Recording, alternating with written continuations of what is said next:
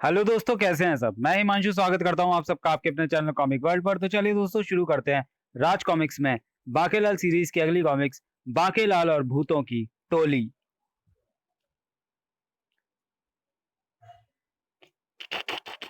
मैं किस तरह हंसूं? हुई हुई। विशालगढ़ की ओर अग्रसर बाकेलाल विक्रम सिंह। क्या हुआ महाराज? कमबख्त सांप तो इसके आसपास कहीं नजर नहीं आ रहा। तो जरूर इसके पाँव में कोई जहरीला कांटा चुभा होगा। बाकेलाल, ये देखो। विशालगढ़ की खोज में चलते चलते अब तो पाँव की जूतियां भी फट गई हैं। ओह, कांटा भी जहरीला नहीं निकला। महाराज, मेरा बस चले तो अपनी खाल की जूतियां बनवा कर आपके पाँव में डाल दूं। ये कहने में मेरे पिताश्री का क्या जाता है? क्यों मजाक करते हो बाकेलाल? तुम्हारे शरीर पर खाल है कहाँ पर? थोड़ा आगे बढ़ने पर अचानक हंसी छूट गई बाकेलाल की। मुर्गा भाई मुर्गा। कोकड़ो को। बाकेलाल की बात सुन क्रोधित ऋषि ने सिर ऊंचा किया। पापी, असभ्य मानव, तूने तपस्यारत महान ऋषि क्रोधाचार्य को मुर्गा कहकर हमारा अपमान किया है। दुष्ट सीखते, जा दुराचारी, मैंने तुझे शाप दिया। तू आज सूर्यास्त तक मुर्गा बना रहेगा। नहीं मान्यवर, सविनय निवेदन यह है कि बाकेलाल अबोध बालक है।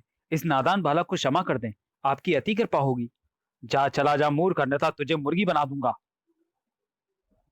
और फिर घबराकर जैसे ही पलटे विक्रम सिंह, मेरा प्यारा बाकेलाल मुर्गा बन गया। और तभी बाकेलाल पर झपट पड़ी वह लोमड़ी। वाह, ये मुर्गा ईश्वर ने मेरे लिए ही पृथ्वी पर भेजा है। चल बसंती, टूट पर इस पर। बाकेलाल लोमड़ी। मैं उड़कर मुच्छड़ के कंधे पर जा बैठता हूँ। अब ये लोमड़ी मुझ तक नहीं पहुंच पाएगी और विक्रम सिंह को ही पहले खाएगी। बाकेलाल, अब मैं क्या करूं? ये तो अब मेरी ओर ही आ रही है। जल्दी कर, मुच्छड़ तलवार से उड़ा दे इसका सिर। ओह, तलवार कहाँ है? तलवार, हाँ ये रही। अगले ही पल, अरे ये तो बच गई। मेरे दादा लूमड़ ने मुझे तलवार और लाठी से बचाव के सारे दांव पेच बचपन में ही सिखा दिए थे। ये बच गई तो फिर मैं मरूंगा। चालाक लोमड़ी फुर्ती के साथ तुरंत वापस बाकीलाल पर झपटी। मैं हूं लोमड़ी, चुलबुली लोमड़ी। ओह, इस मोटे को पलटने में जितना समय लगेगा उतने में तो ये मुझे चटकर जाएगी। अब मुझे ही कुछ करना होगा। और बाकीलाल ने लोमड़ी के सिर पर जड़ी जबरदस्त ठाव। जिसे तुम मुर्गा समझ रही है वो बाकीलाल है लोमड़ी की तुम। उई, इसने तो मेरी खोपड़िया ही हिला दी। आ, एक मुर्गा नहीं मार पाई मैं। लानत है मेरी लोमड़ियत पर। बाकीलाल के उस वार से लोमड़ी नीचे गिरी तो फिर उठ ना सकी। और क्रोधित हो उठा बाकीलाल। ऋषि के बच्चे, अभी तो मैं जाता हूँ, लेकिन तेरी मौत अब बाकीलाल के द्वारा ही होगी। चलिए महाराज, इसके पहले कि इसे होश आ जाए यहाँ से निकल चलिए। ठीक है बाकीलाल। और फिर सूर्यास्त के साथ ही ऋषि क्रोधाचार्य के शाप का असर भी बाकीलाल के ऊपर से जाता रहा। वाह बाकीलाल, तुम ठीक हो गए। और अब मुझे ठीक करना है उस क्रोधाचार्य के बच्चे को। मन ही मन ऋषि क्रोधाचार्य से बदला लेने की कोई योजना बनाता हुआ बाकीलाल विक्रम सिंह के साथ उस नगर की ओर बढ़ चला। बाकीलाल, काश विशालगढ़ भी हमसे इतना ही दूर होता। खैर, इस नगर में पहुंचने के बाद सबसे पहले तो मैं अपने लिए नई जूतियां खरीदूंगा, ताकि फिर कोई कांटा मेरे पाँव में ना चुभ जाए। अवश्य महाराज। प्रसन्न नगर का राजा था, देखना चाहता था, किंतु प्रसन्न नगर का राजा था अप्रसन्न सिंह, जो अपने राज्य को खुशहाल व हरा भरा देखना चाहता था।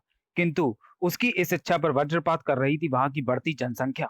महामंत्री पृथ्वी सिंह, अगर राज्य में जनसंख्या ऐसे ही बढ़ती रही तो एक दिन आएगा जब न यहाँ रहने को भूमि मिलेगी, न खाने को अनाज और न पीने को पानी। मैं तो भूखा और प्यासा मर जाऊंगा। किंतु महाराज, इस समस्या का तो कोई हल ही नहीं दिखाई पड़ रहा। किंतु महाराज, अगर राक्षस घंटा कड़ का कोई इंतजाम शीघ्र ही ना किया गया तो प्रसन्न नगर में मानव ढूंढ भी ना मिलेगा। ओह, ये घंटा कणा राक्षस तो बड़ा नेक काम कर रहा है। राक्षस घंटा कण के दो चार रिश्तेदार और प्रसन्न नगर में घुस आए तो जनसंख्या की समस्या तो निपट जाएगी। आप क्या सोचने लगे महाराज? ओ, घंटाकड़, उसे समाप्त करने की योजना बनाने का कार्य तो हमने राज सलाहकार को सौंप रखा है महामंत्री जी। काश वो कभी कामयाब ना हो। विधि मंत्री ने राज दरबार की कार्रवाई आगे बढ़ाते हुए कहा। महाराज, अगर आप इजाजत दें तो अब राज्य के कुछ आपराधिक मामलों को निपटा लिया जाए। अवश्य विधि मंत्री। प्रसन्न नगर जहां छोटे से छोटे अपराध का दंड भी फांसी ही था। महाराज, इसने मेरी बकरी की घास में से एक तिनका चुराया है। चढ़ा दो इसे फांसी पर। कान साफ करने के लिए एक तिनका चुराने की सजा फांसी दुहाई है। अकाल मृत्यु के कारण प्रसन्न नगर में बढ़ते जा रहे थे भूत। ओह, मैं भूत बन गया। न जाने कब तक अब मुझे भूत प्रेतों की योनि में रहना होगा। मुबारक हो भूत सरदार, हमारी टोली में एक भूत और बढ़ गया। हा हा हा हा हा। और अब हमारी टोली को आवश्यकता है केवल 2 और भूतों की। उसके बाद हम हो जाएंगे 1001, और तब हमें प्राप्त हो जाएगी कुछ भूत शक्तियां, और तब हम चखाएंगे इस दुष्ट राजा को मजा जिसके कारण आज हम बने भूत।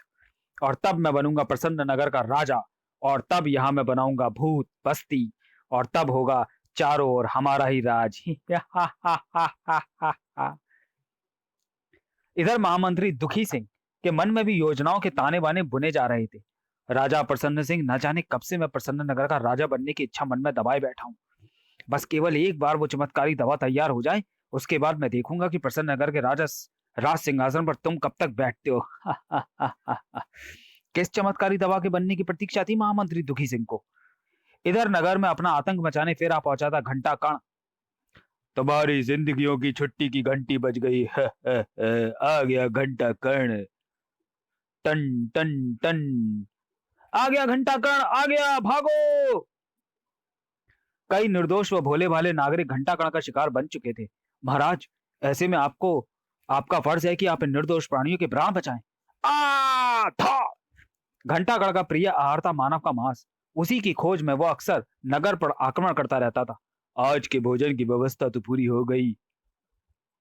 बाघेलाल, हम शर्मिंदा हैं। दरअसल हमारे हाथ की उंगलियों में विकार आ गया था, जिससे कि हम तलवार उठा पाने में अक्षम थे।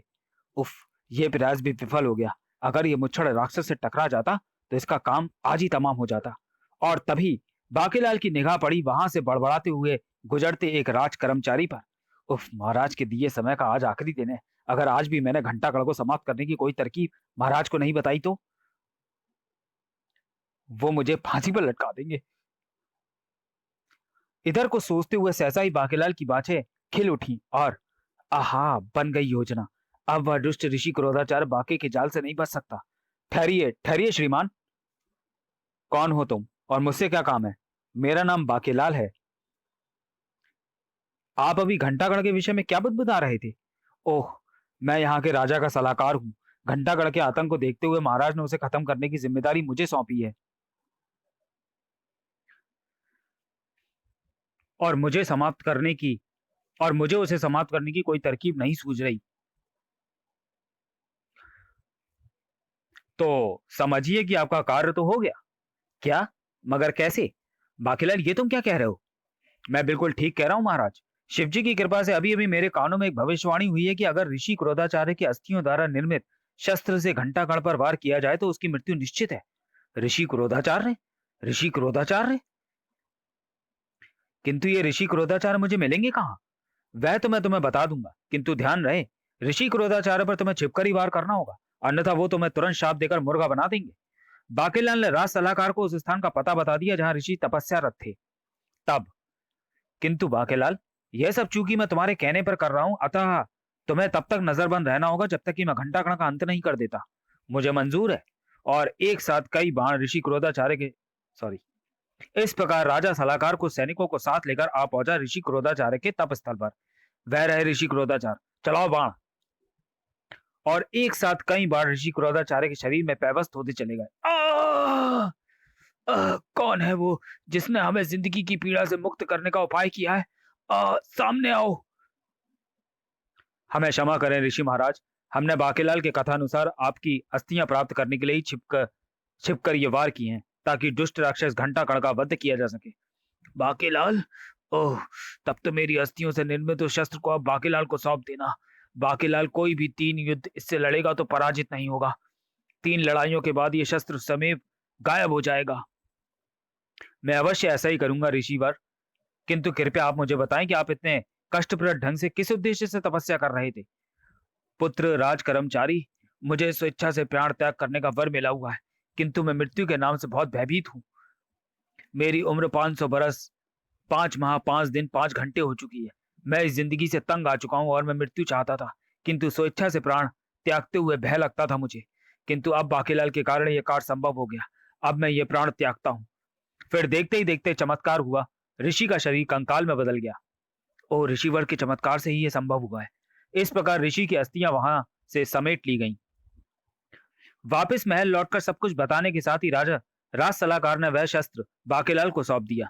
यह लो बाकेलाल, और जाकर दुष्ट राक्षस घंटाकड़ का वध करो, जिसने एक बार फिर नगर पर आक्रमण कर दिया। मर गए।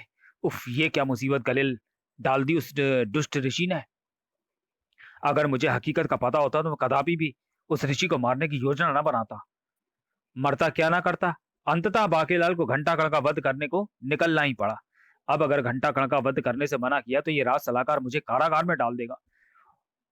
इधर नगरी में खलबली मचाते हुए घंटाकड़ पकड़ रहा था अपने शिकार। ह ह ह ह, घंटाकड़ आ गया, भागोगे नहीं। टन टन टन। इधर उसी समय वहां आ पहुंचा बाकेलाल, और घंटाकड़ को देखकर ही बाकेलाल की तो हो गई सिट्टी पिट्टी गुम। अरे बाप रे, ये तो बड़ा भयानक राक्षस है। अगर ये शस्त्र से नहीं मरा तो। बाकेलाल के बीच राह में खड़ा देख कर घंटाकड़ आश्चर्य के साथ बोला, क्यों रे चिमटे, तुझे मुझसे भय नहीं लग रहा? नहीं, क्योंकि मेरे पास है यह शस्त्र। ई, ये तो अस्थियों का बना हुआ है। क्या ये शस्त्र ऋषि क्रोधाचार्य की अस्थियों से बना है? हाँ। नहीं, उफ, इसी शस्त्र की चोट से तो मेरी मृत्यु लिखी है। अब तू बाकेलाल के हाथों से जीवित नहीं बचेगा रे दुष्ट घंटाकण। ओह, घंटा टूट गया। टना।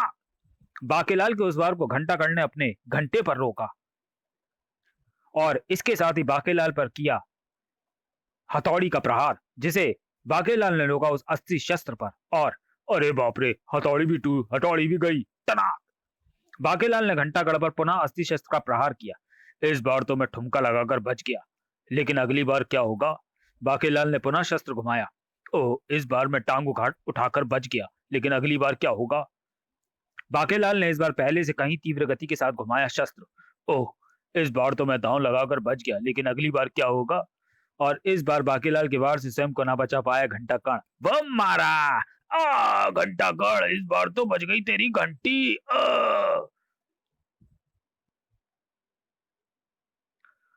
भूमि पे गिरते ही घंटाकण के प्राण पखेरु उड़ गए, और हा हा हा, मैंने घंटाकण को मार दिया। अरे, घंटाकण मारा गया? मारा नहीं गया, मार डाला गया। वो देखो, उसने मारा है घंटाकण को।